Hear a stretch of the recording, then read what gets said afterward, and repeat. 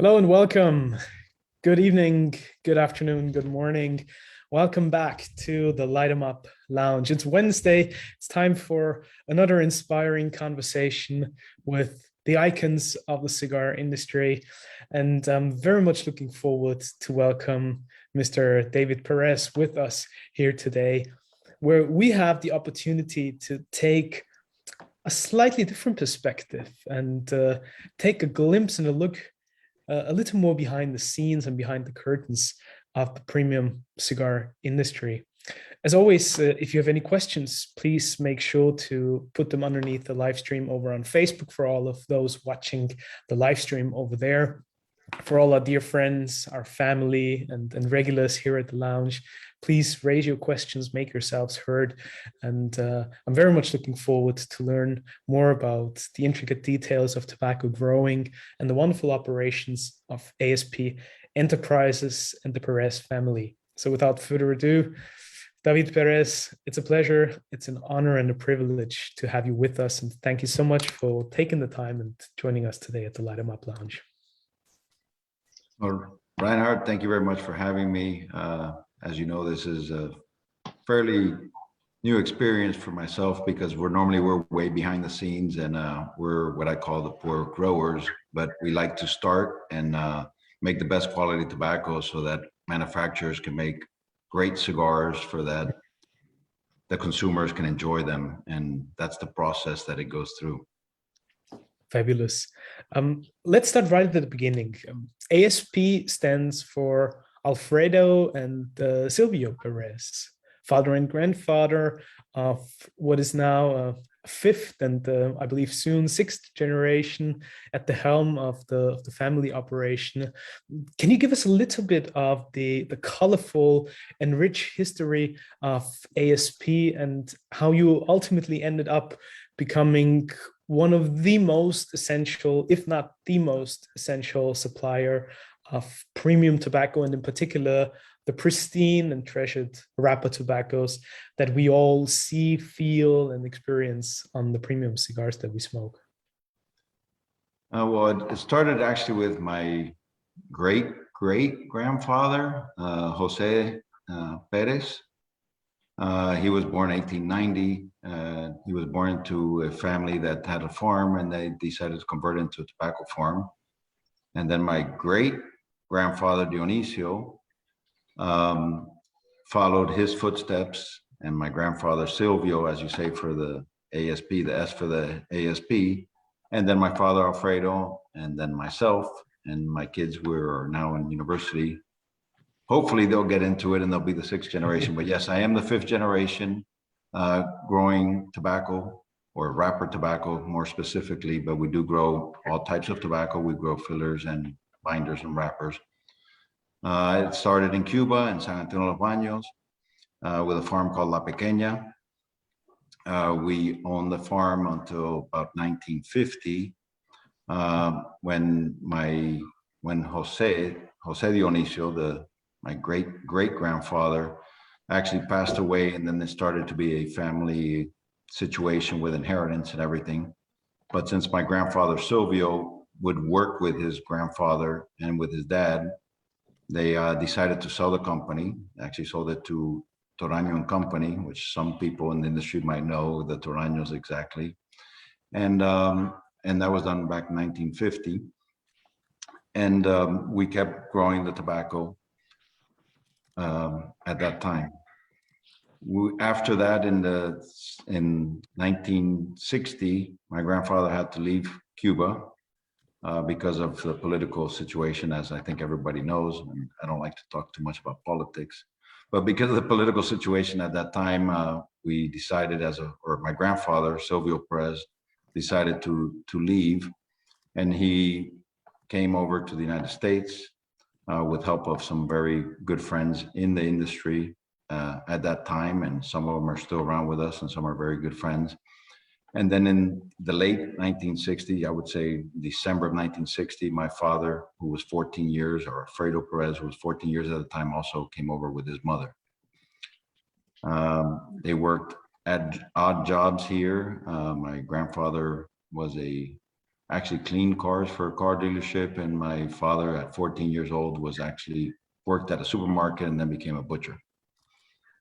But that is the history of us. All they knew how to do was grow tobacco. So when they came to the U.S., they had to do odd jobs until they were given the opportunity again, because of also the political situation, because of the embargo. Then there was a situation where Cobro Corporation, or Edgar Coleman Sr., since there was an embargo for Candela type tobacco, he was looking for someone to help him cure the tobacco in the Candela style that they used to do in Cuba. And then Edgar Coleman decided to hire my grandfather to go to Connecticut and grow tobacco in Connecticut.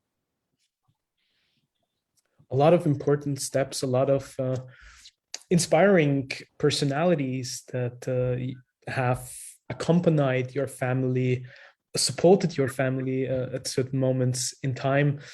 But ASP now, even though, as you mentioned at the beginning, primarily behind the scenes and behind the curtains for at least the consumers in most parts, is a vast enterprise. It is a stellar operation. It's still a true family corporation and family business.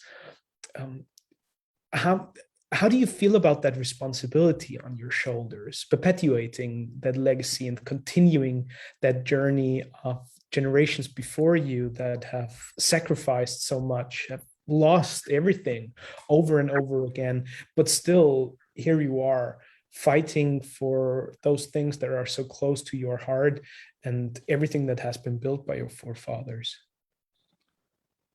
Well, the key thing there, like you said, is ASP is Alfredo and Silvio Perez, and it will always be Alfredo and Silvio Perez. It won't be David. It won't be any of my kids' initials, because they're the ones who took it to, let's say, who restarted it because of the situation that happened. I mean, we'll never forget, my great grandfather, my great grandfather. But Alfredo and Silvio Perez, or ASP, to me are the key founders of the company. They're the ones who made us become strong, who made us become, and I would say the key word there is determination. They never gave up, no matter what they had to do, no matter what obstacles were put in their way.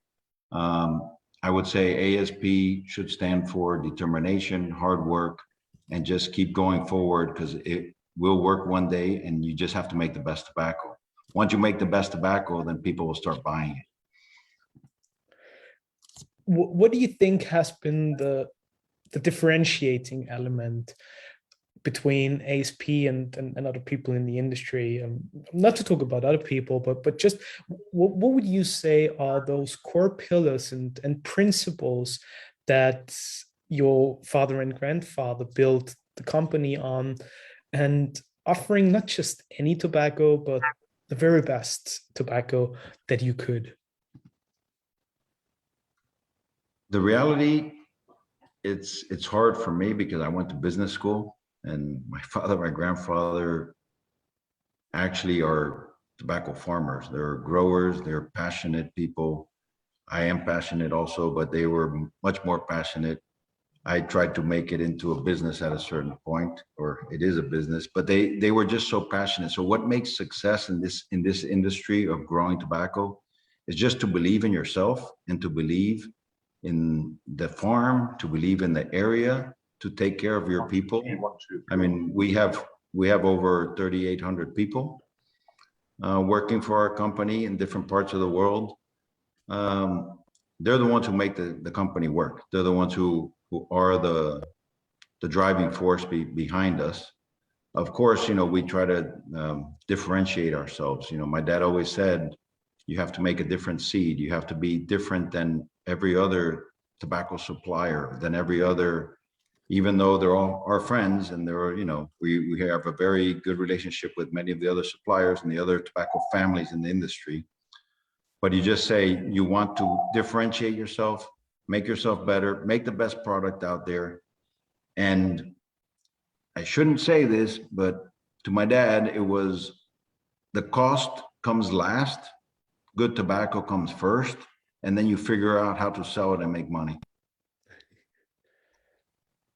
It sounds familiar when thinking about other icons of the industry, that it's not always that monetary component that you have in mind first, but you follow your heart and your passion first.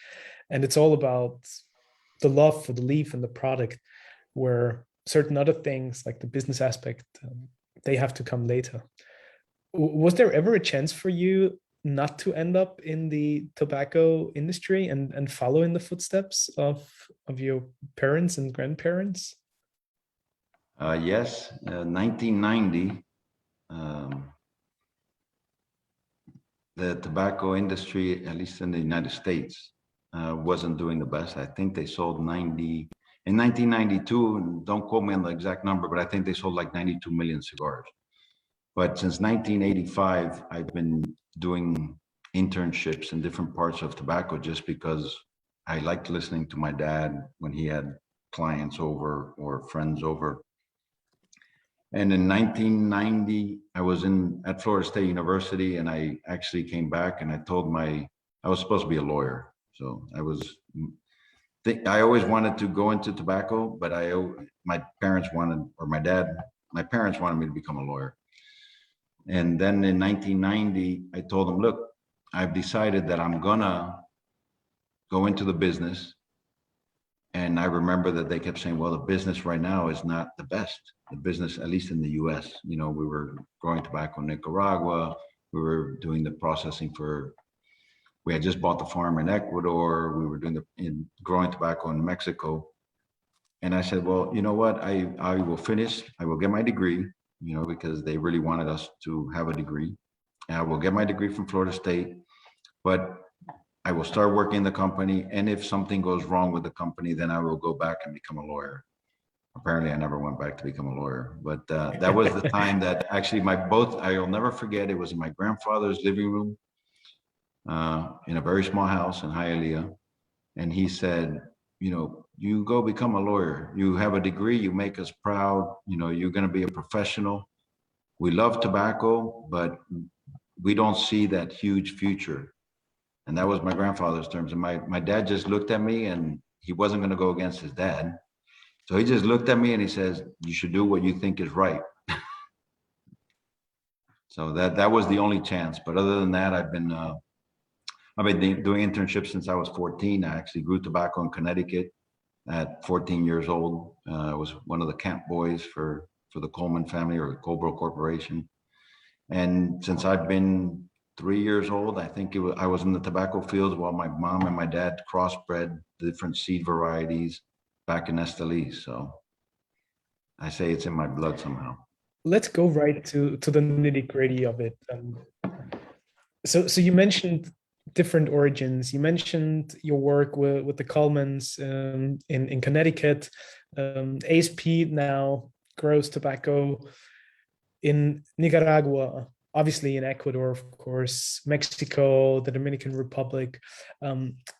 Talk to us a little bit about those different terroirs, how they are unique in their very sense. And what I'm truly curious about is, what does the expression terroir even mean to you? Since you have such vast experience and knowledge of all these various different origins, how does the term terroir factor in for you? It's ironic because terroir to me is, because I also like wines, but terroir to me is more a terminology for wines. And when someone mentions terroir, I think of going to Napa Valley, going to Rioja in Spain. I think of different things, but terroir does have a lot to do with tobacco, and tobacco does have a lot to do with different taste factors, the same as with wines. Terroir to me is a wine-related term, but I will explain it to you the best I know. To me, terroir is just having the climate, the soils, the sunlight hours, the rainfall for the year, and then deciding, can I grow wrapper tobacco here? And actually, there's no way to actually know that. I mean, we've tried, everyone can say that the family was, successful or lucky, but a lot of people don't know that we tried in different countries and different origins, which I won't go into, before we were able to find the farm in Ecuador. And everyone says, well, you know, they're very successful with the farm in Ecuador. But behind every story, there's also tributes and trials that you don't know about. But terroir to me is, first of all, soil. So you can do soil, and then you can be scientific and do a soil analysis. But even the soil analysis will tell you different factors, which I'm not going to get into the details of, you know, agronomy. But you see what the soil has and what the soil needs, or what you think the soil needs to grow good wrapper tobacco, or to grow good tobacco, period. Once you have the soil and you say, okay, I can fertilize it, I can add what it needs, I can take away by growing certain crops what it doesn't need, or what I think it doesn't need for tobacco. So that is more or less the scientific of the actual soil. But terroir is, you're talking about the climate, you're talking about, you know, how much rainfall do you have? You know, we have 500 millimeters, 500 sunlight hours a day. You know, we have about 3,000 millimeters of rainfall on our farm. You know, when do those 3,000 millimeters? That's Ecuador. But then if I go to Nicaragua, it's totally different. You know, totally very dry, very dry. You know, the soil is different. The soil analyses are different. The type of soils, if it's sandy loam or whatever type of soil it is, they are not comparable. And that's why you change the variety, or you change the seed type, or you change, if I'm going to grow filler here and I'm going to grow wrapper there. That doesn't mean that you can't grow good wrappers in Nicaragua. Just we've made as a family decision that we think, you know, certain soils are better for filler tobaccos and binder tobaccos. We believe in having a stronger variety type. So we made a seed, we developed a seed. My dad actually did, because I'm still using the seed that they did years ago, that has a stronger characteristic. But I'm getting off course with the terroir. But terroir to me is more the climate, the soils, and everything else that has to do with the sunlight hours. Wind is also to me terroir, because if you grow, even if it's filler, if you go wrapper, forget it. You don't want that much wind. So in Ecuador, we're very fortunate at the farm we have. But even fillers, people don't want broken fillers. So, you know, you want, what is the wind? What time of the year? So terroir means the soil, the composition, and every agricultural or mother nature factor. I think mother nature is a better word. Mother nature factor that has to do with that climate, that region during the growing period, which is also, there's different growing periods. And obviously you take all of these different aspects and elements into consideration, and then reapply your knowledge and choose the particular varietals of tobacco that are suitable for those particular origins, or little, you know, whether it's a farm, an entire valley, or even a country, and you start finding that perfect match between what Mother Nature gives you and what you can bring to the table with the seed varietals, probably even you know, developing new hybrids and all that. How do you go about that when you try to develop a new origin, or you're thinking about starting a new crop somewhere? How does that process work when you try to marry the origin and the particular type of tobacco that you have in mind to grow? Well, I have to be very honest, it's trial and error.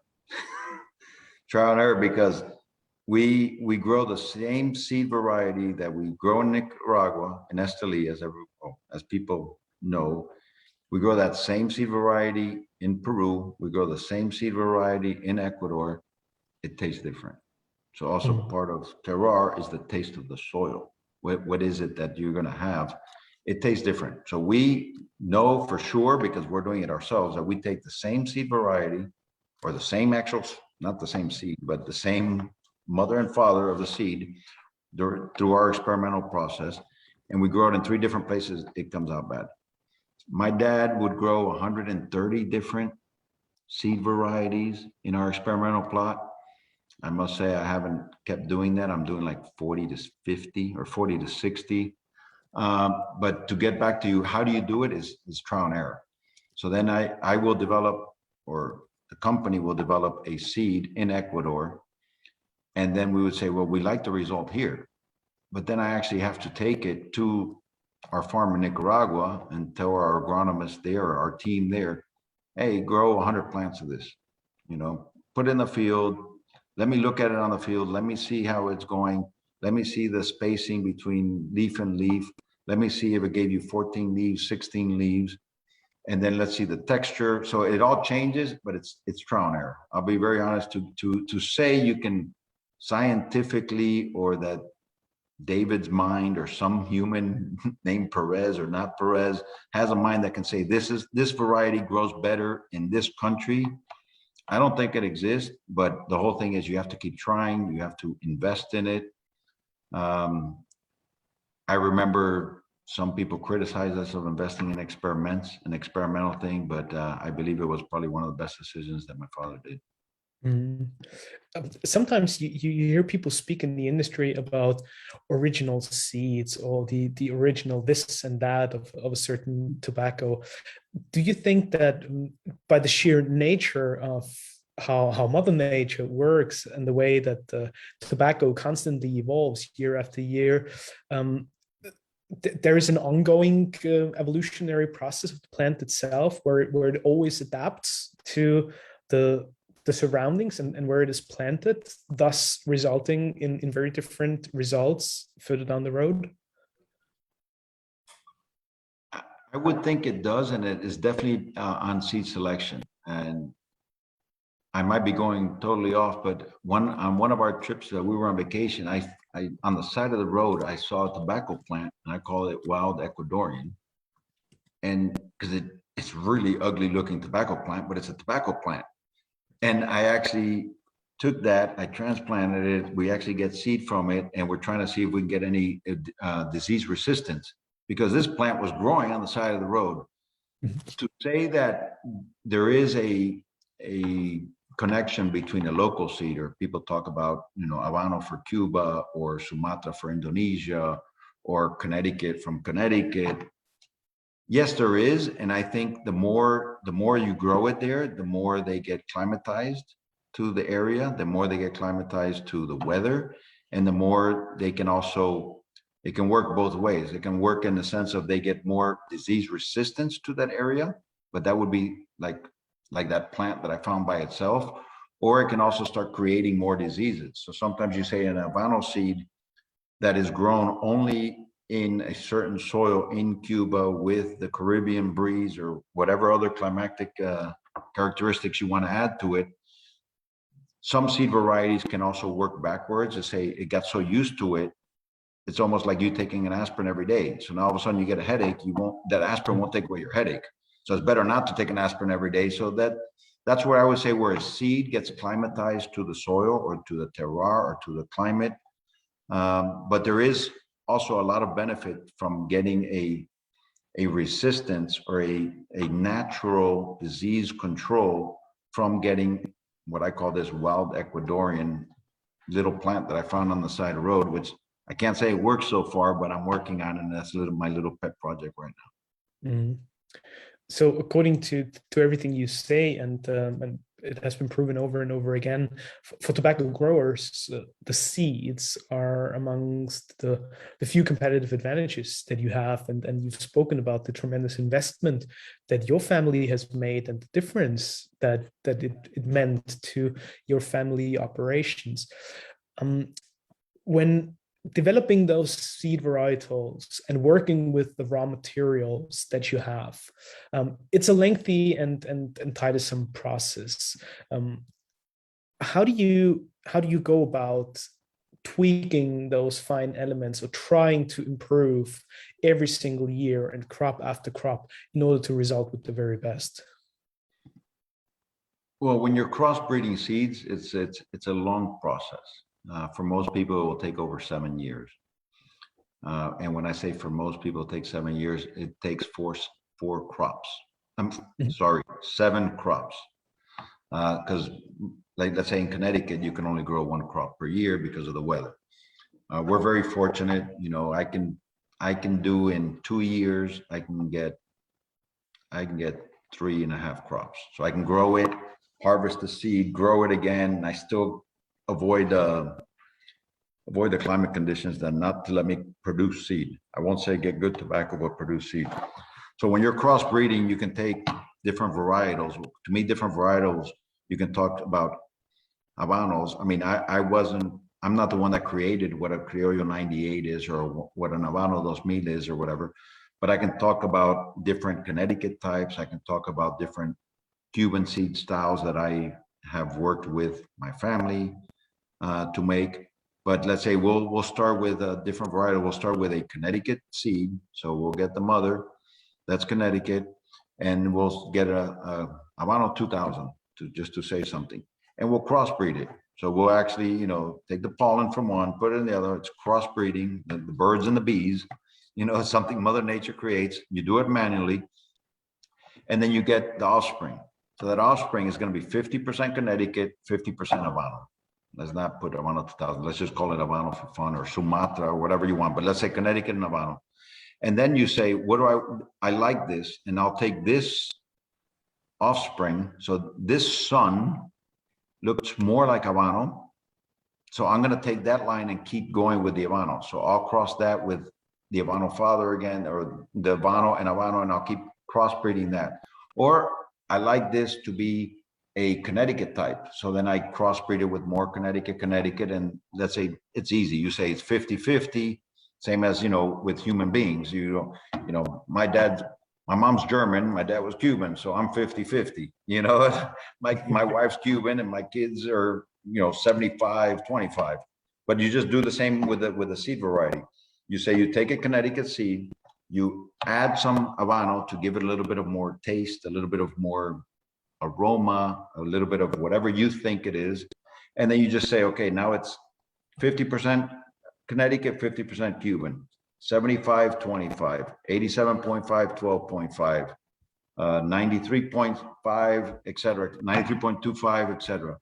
And so it takes 7 years. So I actually, or the company actually bought Thor Bertinesen, who was one of the persons that showed my dad how to do the crossbreeding in Connecticut in the late 60s. My father worked for Thor Bertinesen, and when he was going to retire, we went ahead and bought his company more not to have the seeds that other people needed. It was more to show him that we respected his work. We respected all the research he had done. My father had done very similar parallel work in Ecuador, let's say from 91 to 2000 until he passed away. So research-wise, we were very close to each other, in information, but we just wanted to respect Mr. Bertinesen, Thor Bertinesen, that all his work and wasn't in vain, and he was able to retire happy and hopefully financially okay. But that's how it works about for me, of different seed varietals. I can expand more if people need to, but I mean, you have Sumatra types. I mean, we've grown in our farm in Ecuador. Like I said, my dad at one point, the peak year, we did 132 different varieties. Now you kind of have to be a mad scientist to actually sit there and look at 132 different varieties, which we planted 100 plants each, and actually think that you can tell the difference in the field of one is a little lighter green, one is a little darker green, one has more body, one has a rounder shaped leaf, one has a more elongated leaf. But my dad loved that. He spent many times over there, so he liked it. That was his hobby. We had a couple of great questions diving a little deeper into the whole seed varietal topic. And one was from Will here at the lounge, and he asked them whether there are other varietals that are unique to ASP. Well, all the varieties that we grow are unique to ASP. I mean, and I would say even more unique than what we grow in Ecuador, which is our biggest operation, which is a male sterile seed. So if you come to our farm, you can take the flower, you were not going to get seed. We produce the seed every year. So just for our seed, I have 32 people full-time doing our seed production. And I spend 7-8 days just looking at the result of what those plants, we actually label each leaf. So we say plant number 1 leaf number 3, plant number 2, leaf number 7, you can only get the seed from one plant. But I look at it and then I look at leaf 1, 2, all the way to 20, depending on what variety it is. But let's say the 20 leaves that the plant gives. And I say, okay, what do I want to replicate? Do I want nicer leaf 1, 2, and 3? Do I want nicer leaf 11, 12, 13? So every year we're making a decision on what we think is the best seed to grow next year. But it's always coming from the same mother and father, let's say, variety, because I can't say it's from the same mother and father because I run out of seed after so many years. After X amount of, I have to change the mother to another mother, but it's the same, let's say, brother and sister type situation. But more important than that to me is what people call the Silvio Perez seed in Nicaragua. So what we grow in Esteli definitely has a distinctive taste that people somehow like. And we are so happy because we used to grow wrappers in Nicaragua. Then when we opened the operation in Ecuador, we made a decision as a family saying, you know, wrapper, but we're going to compete with ourselves. So we believe more in wrappers in Ecuador. That doesn't mean wrappers can be grown in Nicaragua. I want to clarify that because there's very good wrappers grown in Nicaragua. But let's do the best or something different fillers in Esteli or in Nicaragua. And we did. And we developed the seed. My dad developed the seed, unfortunately, right before he died, because I wish he would see the success of that. And he said, this is Silvio Perez seed. So he named it after his dad. And many people in the industry, which I know you've interviewed before or whatever, but can mention that there's a certain variety, there's a certain taste factor to our seed. Is our seed irreplaceable? No. But does it take a lot of research to duplicate it? Yes. You know, the people know exactly what's in it, know, and we believe in it. And it's been very successful now for over 20 years. Peter had a wonderful question for you to follow up on that as well. Are you developing new seed varietals? Peter is here with us. Yeah. Peter, do you want to raise the question yourself? Sure. Jump in. Mr. Perez, I'd like to say, first of all, thank you so much for taking your time with us. The wisdom and knowledge you share with us helps us to enjoy our cigars that much more. As you're developing these new seed varietals, you mentioned that you look at them and you evaluate them, but do you also need to take the time to ferment them, age them, and smoke them? I guess I can answer. Yes, they definitely, when I say I evaluate them in eyesight, that because that's the first characteristic, since we are actual growers and we sell to manufacturers. And then we team up with manufacturers and we grow certain varieties for certain manufacturers. But let's say as ASP Enterprises, we're growers. So we strictly grow tobacco and we sell it to manufacturers. So we've been growing different seed varieties for different manufacturers, be it in Belgium, in Holland, in Dominican Republic, in Nicaragua, all over the world. But normally what we do is we let the manufacturer then take it from where we deliver it, which means growing it, curing it, fermenting it, a small fermentation. Because I must say certain manufacturers that we sell to, they really take the fermentation to another level, which I would not be able, I don't think I'm able to take it as a supplier, because they take the fermentation to a level that you need to take it from there to a cigar in a very short period of time. So as a supplier, I couldn't take it to that fermentation and then put it in bales to age. I see. So they do, and most of that we do with, let's say with our partners, because all the manufacturers we sell to, we consider them partners to us, because we need them. We can grow tobacco, but we need to sell it to somebody, and they need tobacco, so we grow it for them, and they make cigars, and they sell it to the consumers or to the retail stores, without going into those details. But yeah, we let more our partners tell us if they want more strength, if they want more. Yeah, I would say strength is a very well-known characteristic. we want a little bit stronger tobacco. We want it to look lighter. I'll put something out there. Someone told me we want an albino. We want a white looking cigar. I've had one plant on my farm that looks like it's an albino. Don't think that there's a white cigar coming out there yet, but there's one plant that I'm trying to see, but the albino must be a trait that is not so dominant, or I think medically they say is dominant, but the offspring of that plant didn't give me albino white leaves. So I don't know, and I'm not a scientist. Like I said, this is all crossbreeding. This is not GMO. This is not genetically modified to get something. So we're working on different things, but we work mostly with people asking us to do stuff. I'm saying I am creative, but my dad was much more creative. But I have a lot of people say, David, let's try to do this. And then we sit together and we try to do it. And they smoke it and they take the taste dominance the way they want it, more than manufacturer.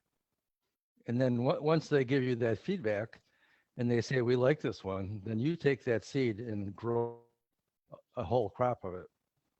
Well, no, I mean, if we start, we say, okay, we're going to put a Connecticut and a Cuban seed together. And then they say, okay, we like the way the Cuban seed looks. So we want the kid to look a little more tan. I don't know how to describe it. And then we say, okay, we're going to cross it one more time. And then they say, okay, you stop it at 3 crosses. So you cross it 3 times. So we want this variety to be 75% Habano, 25% Connecticut. So I'll let them do that. And then I'll say, okay, and we normally won't grow it because then we'll have to grow it 2 or 3 years to stabilize the seed, to make sure that we don't have one plant that looks 100% Connecticut and another plant that looks 100% Habano, because when we put it in the field, we want the crop to be as uniform as possible. I mean, no one's perfect, so you can go to my farm and you'll see, but it should be less than 3, 4, 5%. It should be less than 3, but let's say less than 5% of some plants that I say, this looks like a Cuban seed in the middle of a Connecticut field, so we just have to take that plant out, but it's a very small percentage.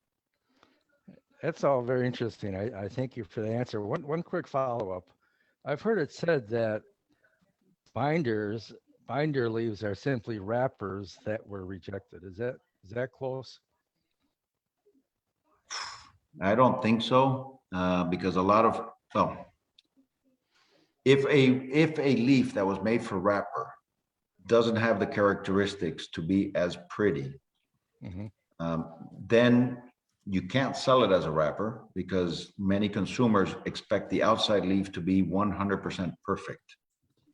100% perfect doesn't mean it tastes better. Doesn't mean, it's just appearance is nice. It's like you look at something, and some people look at a wine, and if it's a red wine and it's lighter color, they're going to think it's a milder than if it's a dark or whatever. But appearance is one thing. You want it to look pretty, but actually the taste has nothing to do with it. But if the appearance can be bad and the taste can be phenomenal, or vice versa, the taste can be horrible and it can look perfect.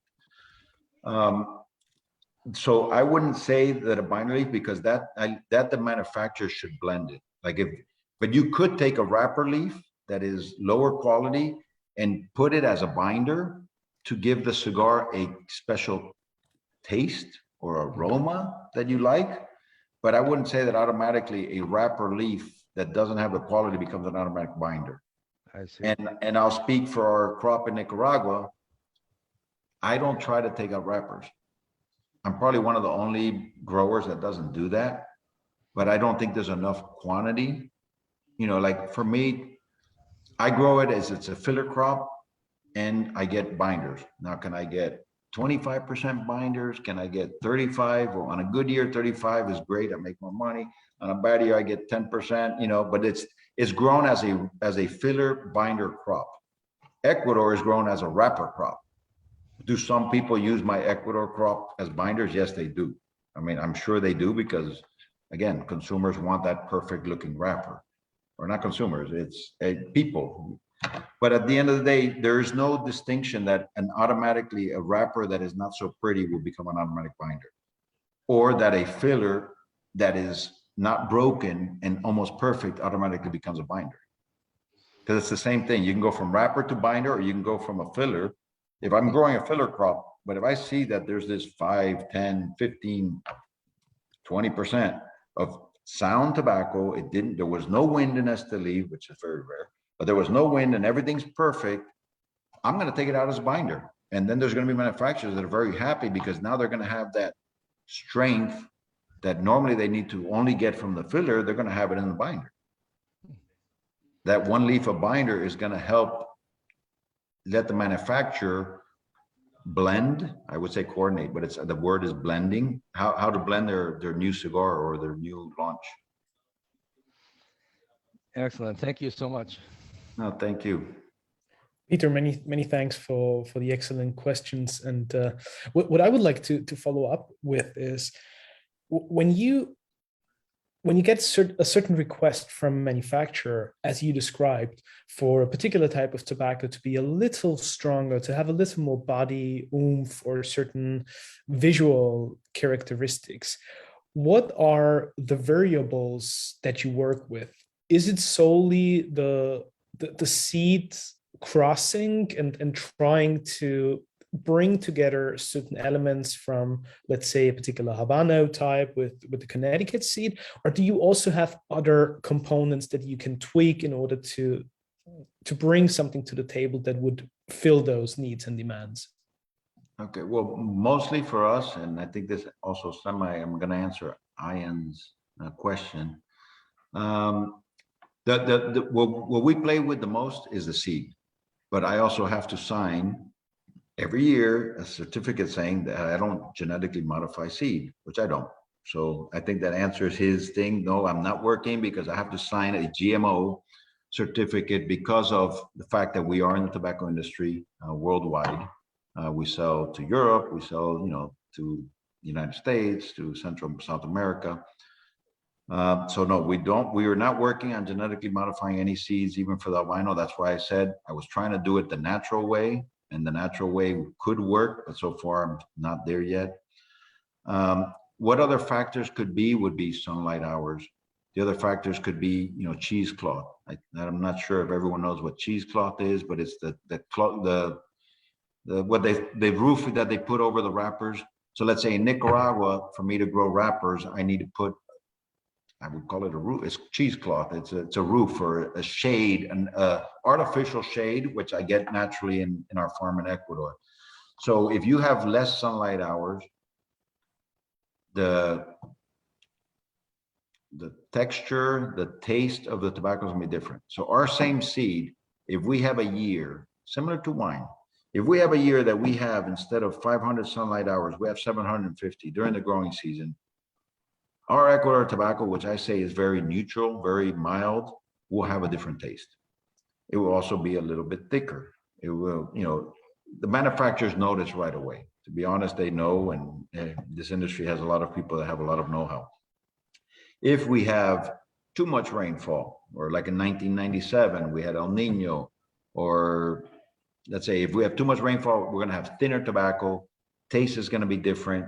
So apart from the seed variety, which is what I think we can control, Mother Nature, I really can't control. You could use cheesecloth. That would be something that you can control is the amount of sunlight hours.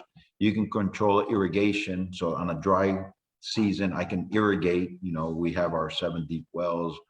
We have the farm set up so I can give it the water that apparently we think is correct. Because honestly, you learn when you're growing tobacco, you learn every day. So last year I thought so many millimeters during the crop was good. And now this year I think a little bit less is better. So, I mean, every year I learn something and I say, wow, I know nothing. I hear you. What I'm curious about though is, a lot of manufacturers, when they talk about their blends, and this cigar uses a Corojo 99 or Criollo 98, and then you talk about working on those seed varietals and the different components of the raw material, wouldn't that take certain bucketing thoughts ad absurdum, because you're actually tweaking those seeds on a yearly basis, trying to improve them? Or would you say you still have a certain Corojo type of seed, or is it just something totally different after a certain period of time? No, sorry, maybe I confused the audience, but our commercial, what I call commercial seed, which is what we grow a large part of, is as similar as I can get it year after year. Mhm. Yeah, so the Silvio Perez seed in Nicaragua, we've been growing the brother, sister, niece, nephew, let's call it, for the last 20 years or 25 years. Are what we call the Ecuador, Connecticut variety that we sell from our farm, the commercial seed that we're growing 600 plus hectares. That is as similar as possible year after year. So there it's up to the manufacturer to say, how long am I going to age it? Am I going to age it 1 year, 2 years, 5 years? But we try to make that, when we're talking about it, is different seed varieties, and we will grow a special variety to make a limited edition XYZ cigar. So someone, good friends of mine or big corporations or whoever will come and say, look, I really want to make a limited edition. Can you try this? But no, with our commercial seed, we make the seed every year, but I try to make it that it's the cousin. I try to make it look like a blonde hair, blue-eyed Connecticut seed, or I try to make it like a, dark-eyed, with character, stronger Nicaraguan filler seed. So our commercial seeds are as close as possible to not changing every year. The weather does change, so it is up to the manufacturer to do their blending magic. Even though they're getting the same Connecticut or they're getting the same Nicaragua, they have to blend it and, have inventory and work from there. But what you described is, if you work on such a project, then you're literally talking about a new varietal, correct? After that. Yes. And then we would call it somewhere else. And without mentioning names, because then people are going to know exactly who it is, but they've marketed it and they say seed number 1, 2, 3, seed number 5, 6, 7. Actually, some of those names have come because that's the number of our experimental plot. So, seed, I don't want to say number, but like I know seed 56 is my seed from Nicaragua because it happened to be the 56th seed in line that year that we decided to grow it in Ecuador. But then there's other numbers that people use, and sometimes they just use the number because I said, well, that's number 71, and that's number 94, and that's number 102. Speaking of, our dear friend, the professor Jose Blanco, asked the question if you would think the 151 from Davidoff has been one of the best ones that you came up with. I don't like to talk about the varieties that I make for certain people, but I must say that we did it for many years and it was very successful. And I think it is one of our better varietal types, but I wouldn't say it's the only or the best, but it's one of it did work. So that was, like I said, we can try 30 or 40 before we get one to work. But to answer that, I would say that one did work. Perfect. Good to hear. Damon raised the question over on Facebook regarding one of the comments that you made earlier. And he was curious whether you're saying the tobacco that you grow is it supposed to be taken through further steps of fermentation by the manufacturers, or is all the fermentation done by ASP, and then the manufacturer can only decide to age it a little further and give it some extra time in the bales? Okay, well, and I guess I did confuse people, but our commercial seed, which means our bulk, 95% of what we grow, we deliver it so that the manufacturer can actually use it straight from the bale. Mm-hmm. Many manufacturers still get our commercial type tobacco and they age it and they ferment it more. Our different seed varietals that we work with in conjunction with our partners, our clients, partners, then there I stop the fermentation process early to let them take it to where they like to go. So let's say I give it to them and they keep the last secret. So it's in a recipe. I don't know the last step that they give it. But on 90, I would say even more than 95, but let's say 95% of what we grow or what we deliver, I mean, you can take our Ecuador, Connecticut seed and you can put it on a cigar and it's going to be fine. You don't need to ferment it more. You don't need to age it more. I always recommend aging. So I would recommend to age it more because I grow tobacco to sell it and then I let the manufacturer age it themselves. But we also age some of our own crop and I recommend aging. But no, once we sell it, our commercial seeds, our commercial varieties, they're ready to go. You can put them on a cigar and you can make a cigar. Like if I sell you a bale of wrapper, a bale of binder, and a barrel of filler, well, it would be a single filler cigar. So it might not be the best thing. But if you take a little bit of Dominican and Nicaragua, make your blend, you can smoke it right away. It was probably only just a week ago when I met Didier Huvenagel for the last time, and we spoke about fermentation. And I was very curious now when you mentioned that at some point you might halt and stop the fermentation and leave the rest to the manufacturer. When you finish the fermentation on your end, and the manufacturer decides to further age the tobacco in bale, do you think it's still part of the fermentation process that will continue afterwards? Or do you make a strict separation between the fermentation, which has to be completed at a certain point, and everything else then is just aging in a different animal? Do you know what I mean, or where I'm coming from? Yeah, there is a big difference. So you need to ferment the tobacco. Okay, when you're fermenting tobacco, you're taking the salts out. You're taking a lot of the bitter tobacco. I mean, if to be able to describe this, it would be good to have you guys here and have a tasting or whatever. But if I can take a leaf from the curing barn and without you even having to smoke it, just burn it, and you're gonna smell. The smell's gonna be different. The smell, which is aroma. I mean, if you would actually smoke it, it would be different. Then you ferment it. You ferment it 60 days, 90 days, 120 days. We ferment our Cuban seed in Nicaragua over 180 to 200 days, but that's because we're crazy. But you can ferment it and then it's going to change the taste profile again. So you take the same leaf that you took from the curing barn and you say, wow, it smells green, it tastes green, and it burns.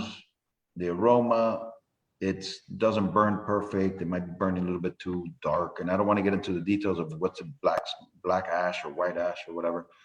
But so there'll be a taste and an appearance profile that's different than after 60 or 90 days of fermentation. And then I also say that from there, after the fermentation, we actually take it to our sorting facility, which we have 800 people in Guayaquil sorting the tobacco. So from when it's ready, so when the experts at the farm say fermentation is finished, it's probably going to sit in a box for 60, 90 to 120 days in a box, just waiting in queue or in line to get to the sorting, to then be sorted, to then be packed in a bale. And then we leave it packed in a bale at minimum 60 days. So if you taste it, see it, and burn it at every step, you're going to see a difference, which is really amazing. And it's fun to make that trial. Then afterwards, because this is also for Ian because it's there, but afterwards I've aged tobacco and I let it sit there for 4 or 5 years, and boy, does it get better. This is just my experience. I don't sell cigars. This is not an advertising for anybody, because you can buy cigars that are with tobacco that's aged 1 or 2 years and they smoke very good. But just looking at the raw material, I really believe that aging, my dad used to call it, I'm going to say it in Spanish, I'm going to try to translate, el tabaco se casa. So the tobacco marries each other in the bale. So once you have the tobacco loose in the bundles, but it's loose. But once you put the pressure from the press, and once that bale is made, and you let it sit there for 3 to 6 months minimal, the tobacco becomes more uniform. Some of our defects go away. It's almost like putting suntan oil or whatever. It makes it look prettier. And if you leave it there for 4 or 5 years, it actually gets better. Does tobacco need to be aged 4 or 5 years? No, there's very good tobacco being made with 1 or 2 year old tobacco. But just from a scientific level or biochemical level, would you say that's almost like a step in fermentation, even though a later one, or is it just a different process and it will react differently? Uh, it, there is a scientific level, because if you make the bale with too much humidity, it will get really bad. It'll become dark, it'll become stained, it'll become ugly. If you Almost like pack the rotten. bale, if you pack the bale below 13 and a half, let's say below 10% or 12%, it won't do anything. So there is a scientific factor there. But again, I'm not an agronomist and I can't prove it scientifically, so I can't say 100% confident. But from experience, you need to pack it at a certain humidity level. You know, this is not a secret for anybody. I would say 14 to 16% humidity when it goes into the bale. If you go to 16 and a half, nothing's going to happen. You know, it's, if you go below 14, first you have to have the caution of breakage, because when you put the press together, you break the tobacco. So now this tobacco that's worth a lot of money, that you don't want it to be broken, you don't want it. So, but also if you, which I've taken, let's say low end or tobacco I didn't like, and I'll pack it at 10, 12% humidity, and it doesn't get any better. You know, so at a lower humidity, it doesn't change. I've taken that same tobacco that I didn't like and packed it between 14, 16. It improves, but it doesn't become 100% perfect. And then if you put it too much, it actually becomes tender. It actually disintegrates in your hand. So there is a scientific factor, but I can't prove it scientifically. Perfect. Thank you.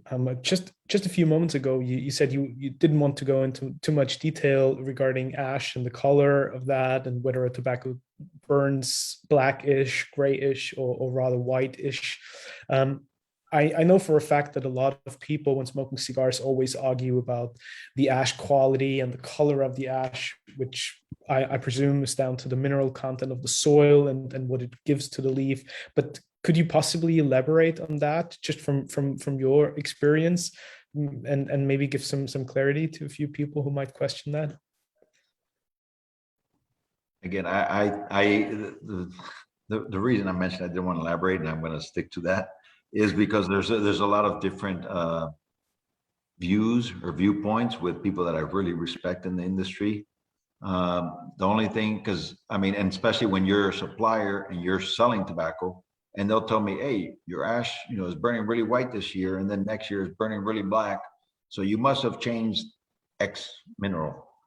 And I know I haven't. And so it's, I mean, you do have some basic aspects, which, and again, I can't answer, and I'm sorry, but I don't want to answer because I know it will offend I fully other respect people. that. But it's, you know, to me, I say the ash is one thing with the wrapper, but there's also the binder can affect. And if you have a binder or a filler that burns slower, can also affect the way that the wrapper is going to burn.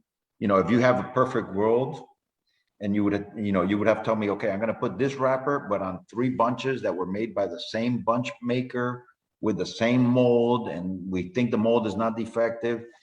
To really get into it, it's fine. But yeah, you are right that there's a scientific factor that tells us certain minerals help and certain fertilizers. And if you raise your chemicals this way. But at the end of the day, I really think that it's a combination, because also a wrapper that doesn't burn perfectly white or has a grayish cast doesn't mean it's not a good wrapper. Or a wrapper that burns, which I could make it burn 100% white, but it might also not taste so good. So I'm sorry, but that's how I want. I fully respect and treasure that. And I think one thing that's for sure, and we can keep that in all our little comment books and notebooks, is that the color of the ash will not necessarily result in a better smoking or tasting experience. Yes. Speaking of respect, I would just like to send you the most heartfelt regards from a lot of people that are joining us today, and they're either here at the lounge or watching us over on Facebook. Mr. Vincent Kremble sends his regards. Cynthia Fuente was with us, as is Jose Blanco. Art Garcia, who sends his love, and in particular Jeremiah Mirapol sent a little comment and a little note that I would like to read to you. And he said that David is an institution, a gentleman, and a genius in the tobacco industry. He sets an example in efficiency that's remarkable. I respect and love to the giant of our industry, Mr. David Perez, from Jeremiah Mirapful. So Thank you, Jeremiah. Thank you.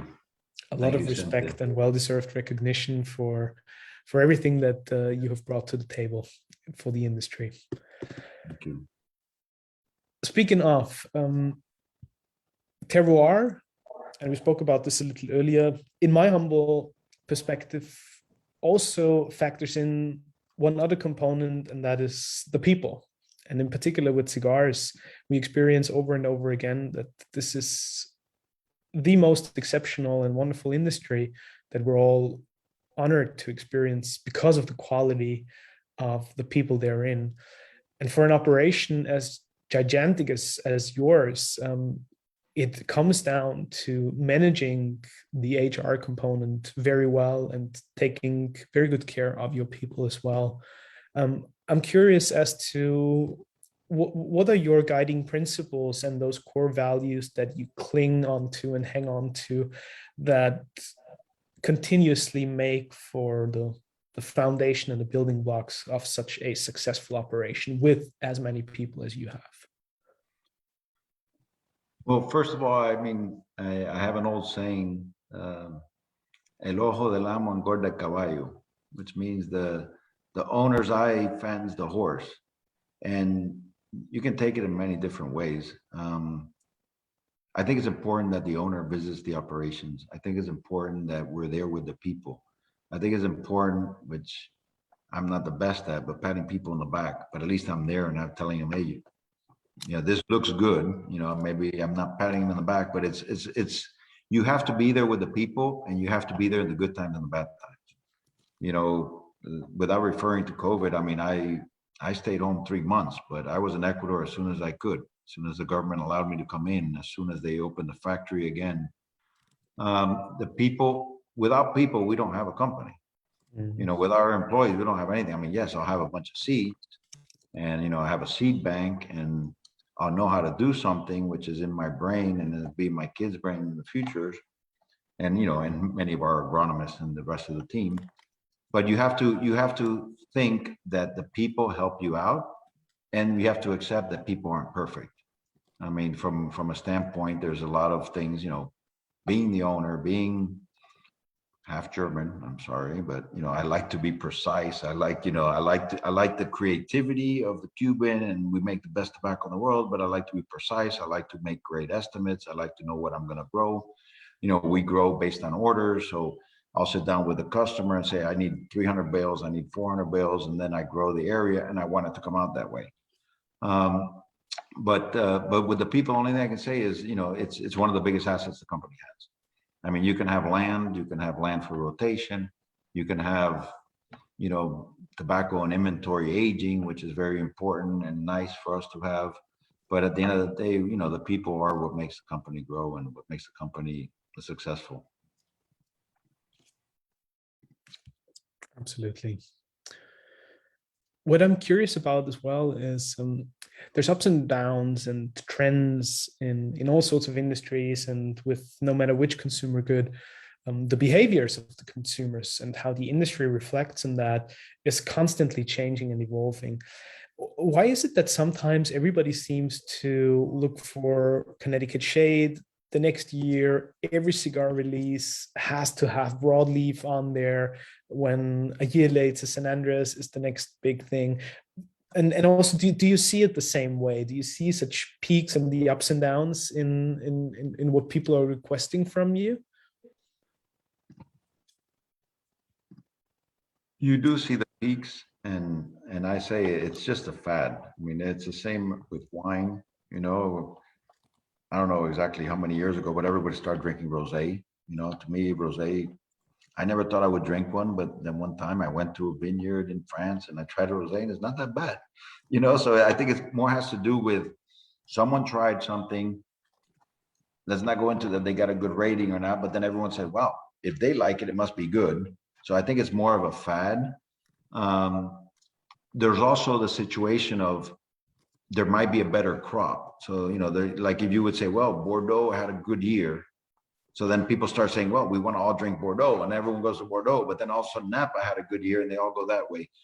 So, I mean, and that's the distinction between either rosé, which would be, a lighter, I'm not comparing a Connecticut wrapper with a rosé, but lighter compared to a dark red, maroon, burgundy, or Bordeaux, which would be a San Andres or an Habano, somewhere in between. But I think it has to do more with fads and trends. But it all comes around. I mean, also clothing. I mean, it all comes around. Kids are wearing Converse sneakers again. And suede Pumas that I wore when I was 12, 13 years old. It's a trend, and it happens. As a supplier, you just have to learn to live with it, to adapt to it. Like I said, we grow on orders, so we can adapt much easier than other people that grow on speculation. So if the trend is more Cuban and less Connecticut, we can adjust to that. If the trend is more Connecticut, which is what I like, we like that. So to me, if people like lighter wrappers, I'm in a better situation because I believe that we make the best Connecticut. That doesn't mean that we can't make Habano, or that means we've grown Sumatra in the past. With all due respect to Jeremiah, we've grown Cameroon in the past. We're all friends, and we know, and we just have to adjust to it, and we have to respect each other's idea of different seed variety. But it's a trend. If it goes, it'll come back.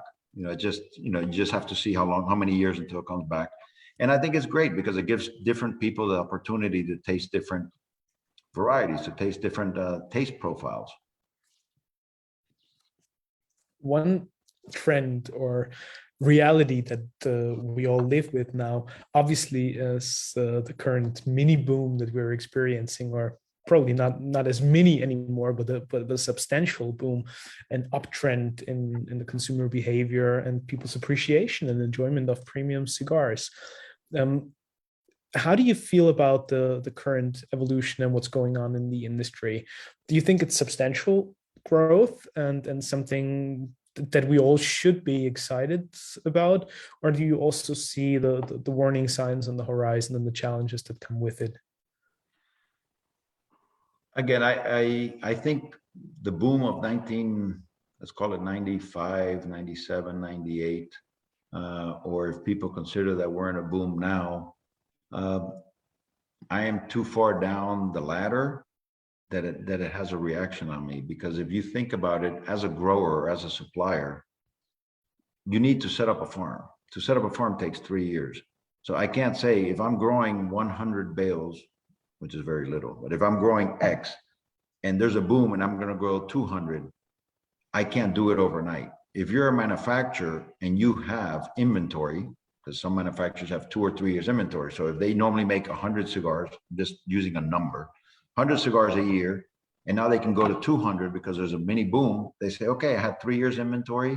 Now I'm going to go to 1.5 year inventory. Then I'm going to go to 1 year inventory, but I'm going to talk to David, or I'm going to talk to ASP, or I'm going to talk to the other suppliers and say, grow more, but it's going to take us 3 years to react. So during any boom, which that's why I refer back to the 95, 96, 97 era, it took us quite a long time. So in 1995, we grew 400 hectares. We went from 400, which was rather quick, to 600 during that boom. So up to 2000, I went from 400 hectares to 600. And then we've actually gone up to 750 hectares in 2004, 2005. Now we're back to 600 hectares. So and that's that we have an established farm. But for anybody else, a new grower, a new supplier to the industry, it's not that easy. It's not like, turning on a machine. And I'm not saying that a manufacturer is easy, because, you have to train your rollers and do that. But if you have inventory, it's easier to produce double the amount of cigars, or 50%, or whatever you want to call it, boom, 10% more, 20. But for the example, let's say double. When you're growing, if you tell me, look, grow double what you grow in Ecuador, and here's a magic wand and all the money in the world, and just do it, I can't do it. It'll take me at least 3 years to set up half of the operation I have. Buying the land, building the curing barns. You can buy tractors. Yes, you can get that easy. You can buy fertilizer. You can get that easy. teaching the people, busing in the people, having housing for the people. It's not that easy. And there's somebody that wrote something here. Like in wine, they share about the benefits of different terroir. It's ironic because in wine, I think the market is so much bigger and there's so many different suppliers. If you look at in the raw material in the tobacco industry, there isn't that many of us growing tobacco, or at least families and stuff. And of course, we share information. And of course, if we see something that's going to benefit the industry overall, we do talk to each other. But for me to say, hey, you know what, I have this perfect land right next to my farm, I don't really want my competitor to come, because there's also the possibility that if they don't use certain products to protect them, they can bring diseases into our area, our terroir, our environment. So yes, if there's something that we think, wow, there's a plague going on, there's something bad for the whole industry, then we definitely share the information with each other and say, look, there's this going on, you can help each other with this. But to actually say, you know what, my neighbor is selling a farm and I'm gonna, let you come in and have the same microclimate. I mean, we have in Nicaragua, I have farms that are, one, barbed wire fence divides us from the other, but I have to be more protective of the tobacco around that, just in case his farm manager forgot to fumigate, or my farm manager forgot to fumigate correctly and contaminated his farm. So that's trying to answer that question. Yes, we do help each other out. We're very, at least I think as ASP, we try to be as open and friendly with the other suppliers. But yeah, it's not one of those things like I think in wine that they really go out of the way to try to give each other some industry secrets. But I still say the recipe is there, and if you own a restaurant, you want to keep the recipe so everyone keeps coming back. David, using that as a segue, do you think that organic farming is something that the industry will look closer at in the future? Is it a myth, a mere dream, or do you see potential for the future there? There's always potential, and we're doing trials, and we always like to stay ahead of the game. I think the ones who are going to define if and when organic farming is going to be feasible. When I say feasible, means that we can make money doing organic farming, especially without having a factory, is the actual consumer. Because a lot of organic farming, from the fertilization standpoint, there's a lot of trials that have come out positive in our point of view. From the crop protection, so all the consumers, or not all, many consumers, they don't like to see a green spot. A green spot, that's my enemy too. If I have a leaf with a green spot, it's worth half the money than if it doesn't have a green spot.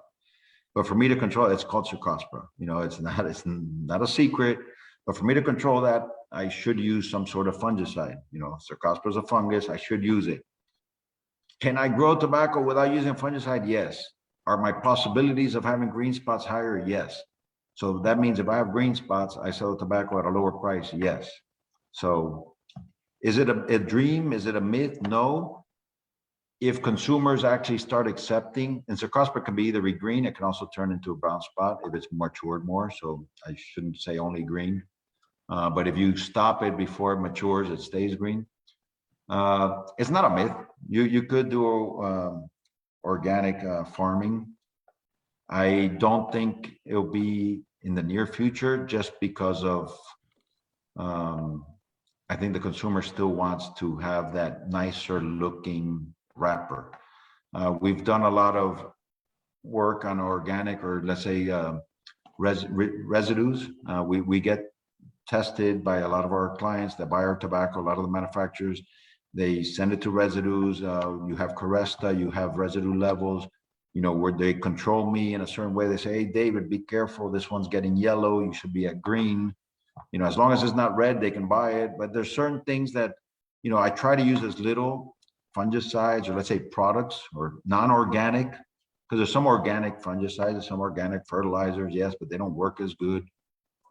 So we've done a lot of trials on it. We try to use it. There's a lot of communication between, I would say, larger manufacturers that are much more strict with me. But it could be done, but I don't think it's something that will benefit the industry. But I can do it. If it needs to be done, I can do it. If I would need a little help from the consumer saying I accept a little bit of a flaw, and then it would also be a cost factor because the yield goes down. So I would have to need a little bit of adjustment also with saying, okay, this is my cost. Unless you pay a little higher for something that has a spot or a little flaw on it, then, you know, we got to make it work. And I really believe, I was in a meeting this week and we talked about it. I mean, the only way for business to be successful, that it works for everybody. You know, it works for my client, it works for, you know, their supplier. So when we take a little look ahead together towards the end of our show today, the industry is in a very interesting situation today, where a lot of people are happy about the positive evolution of the market and people enjoying cigars. On the other hand, there's all these looming threats of overregulation, and we probably do not want to go into too much detail about that today. But overall, what's your sentiment as to the premium cigar industry in general? Is it a bullish feeling? Do you have certain bearish fears and thoughts as to, you know, there's looming threats besides regulation as well? What's the outlook overall over the next 5 to 10 years for you? I mean, the only way I can say it, and probably my kids are listening to this, so I do say, you know, do what you like to do, keep going. I was always taught to be a positive person. So I think we will be in a better place 5 years from now. We are in a good state right now. We're definitely much better than it was in 1990, 92, when they told me that I shouldn't get into the industry. So, you know, my kids, you know, if you want to get into it and you'll show me stuff about marketing and stuff that I don't know, there's always going to be cigar smokers. There's always going to be suppliers. I mean, even if the industry, well, I think the industry will go up. So to answer your question, I think it will go up. I'm positive about it. Apart from having been taught to always be positive, we've been through so much in our family history that, you know, we don't want to lose everything again, but we're going to stick it out as far as we can go. And there's always going to be cigar smokers, and there's always going to be people who want the elite, who want the better quality. And, you know, you can see the industry and say, wow, there's a lot of smokers that are doing different things with it. You know, they put other products into the tobacco. You know what, if they buy my tobacco and they put that in it, I don't really want to know about it. But at the end of the day, I'm doing this for the actual cigar smoker, the person who enjoys their cigar. Will the FDA regulate it? And I don't want to go to the FDA, but will they be going to all these things? Yes. But at the end of the day, we're still growing tobacco in similar farms, or the same farms that we did years ago. You know, the farms in Nicaragua, we've been growing it since the 70s.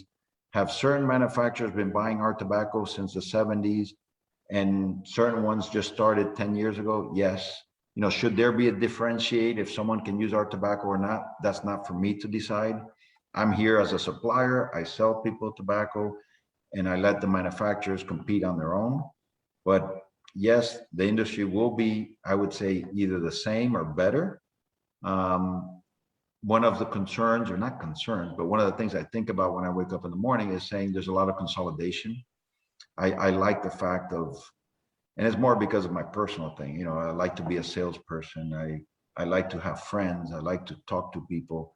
But there's a lot of consolidation, which makes it a bit different it's becoming more of a financial industry than a passion industry. I mean, if you ask me, when I started 30 years ago, well, when I started was a little kid, but let's say officially started in 1991 when I graduated FSU. There was a lot more passion. There was a lot more people that just loved, and I'm saying people working in the industry, not consumers, because right now there's probably more consumers than people who are passionate, and you guys are listening to me for over an hour now, so you must really like this. But before, there was more people that were in the industry that were passionate about it. Now with the consolidation, with family business being bought out, there's less passion in a certain form, and and as big conglomerates need to do, they need to make money, and what is it? The value of your shares, stock, more return for your shareholders. I've never understood that. My shareholders know that we can have a good year or a bad year because we're growing tobacco and Mother Nature's there. On a good year, we have a great party and nice dinners, and on a bad year, we just say we do it again next year. Keep going. I think that's an excellent statement that you made, and I'm very glad that you brought this up.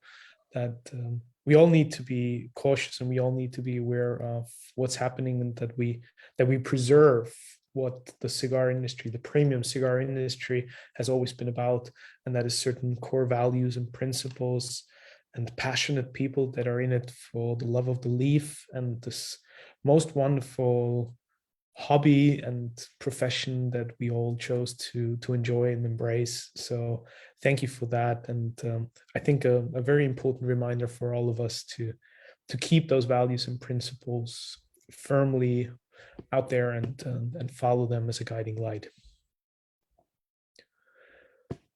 David, before we wrap things off, one little announcement for everybody. Next week, we'll have another blockbuster. Finally, Steve Saka from Dumbarton Tobacco and Trust will be joining us. So Ian is already excited and probably gathering his Steve Saka cigars for that special occasion. And finally, Mr. Perez, one final question for you personally, or for ASP Enterprises. Do you still have sort of a dream project or a crazy idea that you would love to experiment with? I don't know, growing tobacco in some strange origin, going back to the Canary Islands, or revitalizing tobacco growing operations in Jamaica. Anything that you still have on the bucket list? As of right now, no, but let my two kids graduate and I'm sure they'll come up with something crazy for me to do. But as of right now, I have enough on my agenda between Nicaragua, Ecuador, Peru, and Dominican Republic. But I'm sure once they're on board and helping me out, they'll come up with something that they want me to try to do. But we are willing to, or we're open to work with any of our clients, consumers, on any crazy projects, because that is what keeps the industry going. That is what keeps us waking up every morning and having to do something different. And finally, Miss Annie Perez just mentioned in the comments that you, Mr. Perez, have always told the kids to prioritize happiness, because if you're happy with what you're doing, you'll do it much better. And she said that you are very passionate about what you are doing, and she's grateful for the contribution that you have made to ASP's success, and I believe ASP in general, and its contribution to the premium cigar industry. So I believe it's a wonderful way to end this show and this interview today. And I want to personally thank you from heart for all the amazing insights and in-depth information that you shared with us, providing all of our viewers, our dear friends and family and the community of Light 'em Up with a slightly different take on things and the behind the scenes look from one of the most accomplished wrapper and tobacco growers in the world. So many, many thanks. An absolute pleasure. Thank you. And I'd like to thank everyone that joined us today. And please, we should do this again, and say hi to Steve Saka for me. If I can't join, I'll try to join next week. I'll be at the farm, so maybe the Wi-Fi won't be great, but I'll try it, even if it's for a few minutes.